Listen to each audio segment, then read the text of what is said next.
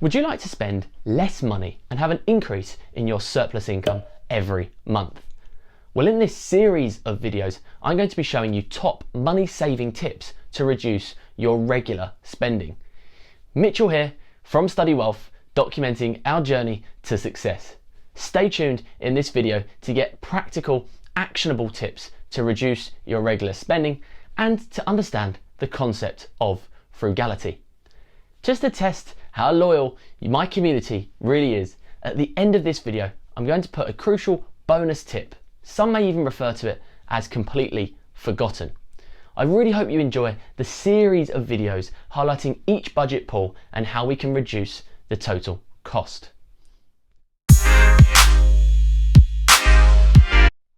Frugality is one of the most beautiful and joyful words in the English language, and yet one that we are culturally cut off from understanding and enjoying. The consumption society has made us feel that happiness lies in having things, but has failed to teach us the happiness of not having things.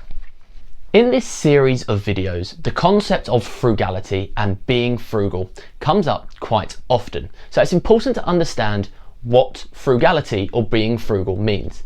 Being frugal means you live economically and simply. It should not be confused with being cheap, because if you are being frugal, then you are concentrating on value rather than price. And you are buying things for the benefit of you rather than trying to impress others. As we know from my previous video on financial independence, there are three main principles it introduces: spending less, earning more, and investing. Now, investing applies to all of this because we need to get that annualized return in order to build our net worth. So there really are two main halves to this equation: spending less and earning more.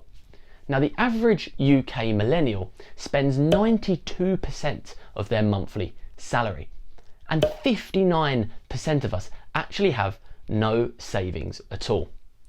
Millennials are the financial powerhouse generation, and marketing departments and brands understand our subconscious bias, and they understand our buying behaviours to make us spend more money.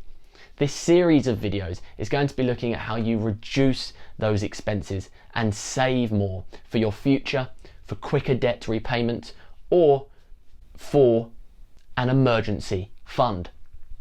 Now, before I move on to money saving tips for a particular budgeting pool, I just want to talk about two high-level money saving tips. Now, if you're a regular subscriber to this channel, which you should be, buttons there, then you already would be aware of these concepts. But just to reinforce the point, number one is to ensure you have a budget.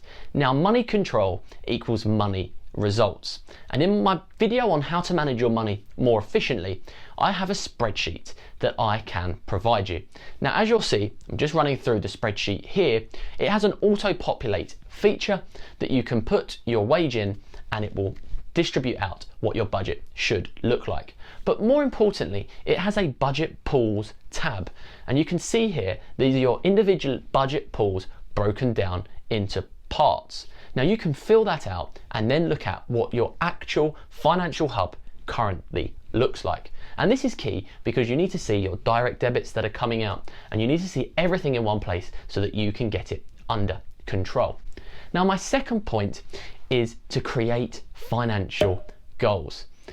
I'm not going to repeat myself here. It's in a previous video on how to set and achieve your financial goals. So those are the two high-level points on how to save you money. Get your money under control and set yourself some goals for the reasons just highlighted. Now, today we're going to look at the biggest budgeting pool. This takes up around 25 to 30% of your disposable income, and it is your housing expenses. So what are the top money saving tips for your housing expenses? Tip number one isn't the most glamorous tip, but it can save you possibly the most amount of money, and that is to move back in with parents after university. Once you've flown that nest and enjoy the independence, you fly straight back in. 34% of us between the ages of 22 to 29 currently live at home, so you wouldn't be alone. And the average first-time buyer needs around £51,000 to actually get on to the housing ladder. So it's a great opportunity to create money saving habits and increase that monthly saving when compared to your income. With the average mortgage being around £670 a month in the UK, this can sometimes save people around £8,000 a year. So it's a great opportunity to get yourself on that housing ladder slightly sooner and prevent getting caught in a cycle of renting. Now, tip number 2 is for people where that option isn't available. And it is making sure that if you are having to pay rent, that you are not overpaying on your rent. With the difference in house price growth compared to wage growth, there is no question as to why we are known as Generation Rent. But just because you pay rent doesn't mean you should be overpaying. The first part of this is to make sure that you are in line with the market rate. So do your research. There are online places where you can check what the current rate is in your area, and if you are overpaying, it is essential to have a conversation with the landlord to make sure you get that rent down. Other good options for saving on your rent is to live with housemates. If you're living with housemates, you're often splitting the cost. Around 25% of us, our generation between the ages of 22 and 29, are currently living at home. 41% of us are actually renting. So either way, it's important that you're making sure you're saving as much as you can on that biggest expense. Now, tip number 3 is looking at your TV costs. And I like to call it cut the cord. Cut the cord. It's making sure that you aren't getting roped into the purchases of Sky or BT or Virgin, because there is actually a way around it where you're paying for no TV costs as such. Now, my parents have Sky with Sky Sports, and it costs them around £65 to £70 a month. And obviously that's changing and going up over time. And in addition to that, they have the Sky Go app. The Sky Go app allows you to watch live TV from anywhere in the UK on either mobile or TV device. Now, I pay a portion of that £70 or £65 a month bill on Sky to have access to, entirely for me, Sky Go. And that allows you to play 2 devices at the same time. That has all of the Sky Sports, because they pay for that in part of the £65 package. It has all of the other extras that is included in their Sky. It is like watching Sky from their box, but instead it's through the internet. Now, what I do is I actually buy a PS3. The PS3 is one of the lowest consoles prices that actually has Sky on it. It can cost about £100 on eBay. You can get a second-hand one for about £100. Now, if I pay a portion of that £70 a month bill on that TV, Sky TV bill, then I am able to have full access to Sky Go and able to watch it on my TV through the PlayStation 3. Now, this saves me, if I include the cost of the PS3, saves me about £650 a year on not paying for Sky or Sky Sports. The note to TV packages, it is the Netflix family plan. Now, in theory, and this I think for students is slightly more relaxed. Students can use the family plan. And this costs, I think, £11.99 or £12 a month for the Netflix family package. And that allows you to play on 4 devices at any one time. So for a student, you can pay, you're probably going to be able to use your parents, or you're paying a portion of the cost to be able to have access to it, rather than paying £10 a month or £9 a month, which is what it costs for a full user. Now, this is where it's good if you're renting and you're saving on renting by living with housemates, because you can share this £12 a month family plan with your housemates. And if there's 4 of you, then you're only paying £3 a month to watch Netflix, which is saving you about £5 to £6 a month on that Netflix cost subscription as well. So here we're saving a ridiculous amount of money on Sky or BT or Virgin, as they have their own TV apps as well. And you're saving on Netflix. It has been a great saver for me, and I just make sure that I have very strong Wi-Fi, which is my next money saving tip, to ensure that I can stream smoothly and watch that TV as if I'm watching it on a Sky box. If you're getting value from this video and you particularly enjoyed that TV money saver, then please like this video and subscribe to my channel to get involved in the series of videos that is going to be looking at each budgeting pool and how we can save on each area. So tip number 4 is how to save on your broadband. Now, as I stream Sky and as I use the internet on a number of devices and occasionally work from home, I need to have a fast internet speed. But the key here is to understand what speed bracket you need, because the level of speed, and I'll do some examples here, changes the price quite dramatically. So if you know you don't really need a fast internet, then you can really save on this cost. Secondly to that, and there is going to be a sort of, the next few tips follow the same pattern, it's loyalty punishes. So loyalty punishes when it comes to staying with one provider for a number of years. And this is particularly true in the broadband industry. So I would always say to rebalance your bill after a locked in period to ensure that your bill doesn't go up dramatically. You look at it 5 years later and you're shocked at how expensive it is. It's really important to keep track of it, keep control of it, and as soon as you're finished in that 12-month new customer lock-in period, then you are ready to negotiate a new price. If you are just buying out your internet for the first time, then it is very, very, very important you compare the market and you do your research. Know the speeds you need, research the market, and call up, speak to someone and see if you can get a good new customer deal that locks the price in for, let's say, 12 to 18 months. When it comes to the end of that period, then you make sure you are ready to talk about a new deal. Don't be that person where you are loyal for no reason, because it just punishes you. Tip number 5, and it's another loyalty punishes point, and it is looking at your electricity and gas, or also your energy bills. This is an area that could potentially save you hundreds of pounds a year. And the first main tip to save on your energy, gas or electric is to scan the market. Understand what you're paying compared to what the market is suggesting you should be paying. That's a really easy way to see if the work you are about to do, because it does require some work, is actually worthwhile to you, or if you're happy on the current rate that you're currently paying. Now, as I mentioned, changing providers can be a bit of work, but there are a number of companies now out there that do this for you and claim to save you around £200 to £250 a year. And I've put a list of these companies here that actually take that hassle away from you, do the work for you, and you can set a threshold onto the amount that you want to be able to save in that year. Now, it's really important, it is a great way to save money and it does take the hassle from you, but that you do your research on the company before you actually let them just look after your bill.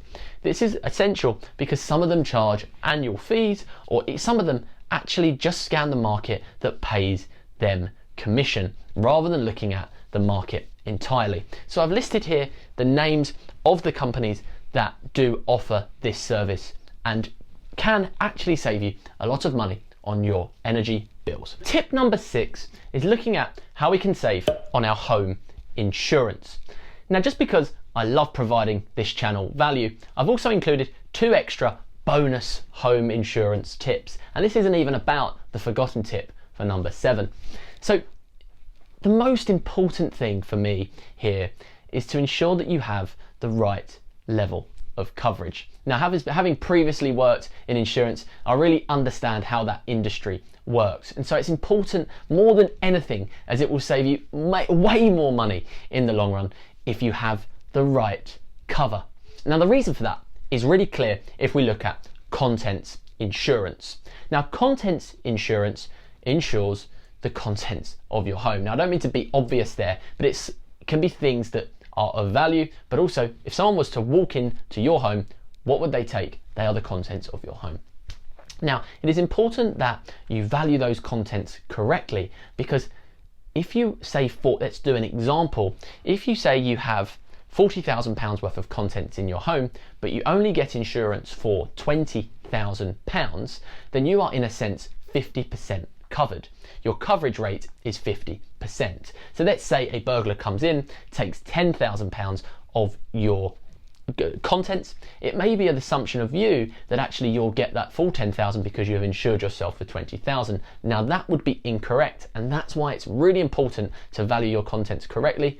As your coverage rate here is 50%, you are only 50% covered. £10,000 of contents removed, you are either deemed underinsured, or you may only receive £5,000 for the contents. So that's why I say that actually the biggest money saving tip for your home insurance is to check that you've got the right coverage. Now I use Direct Line to value my contents, and I also contact them to check if I need to value any items individually.